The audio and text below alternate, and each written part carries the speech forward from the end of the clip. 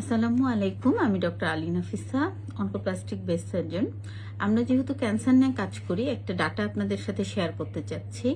বঙ্গবন্ধু, যে আমাদের বিএসএমইউ, এই ইউনিভার্সিটিতে ডাটা হচ্ছে যে ব্রেস্টে ক্যান্সার এবং সার্ভাইকাল ক্যান্সার, মানে প্রতি 100টা ক্যান্সারের মধ্যে ব্রেস্ট এবং সার্ভাইকাল ক্যান্সার মিলায় 46টা ক্যান্সার হচ্ছে এটা। তার মানে একটা মেয়ের ব্রেস্ট আছে, একটা মেয়েরই সার্ভিক্স আছে এই ক্যান্সার।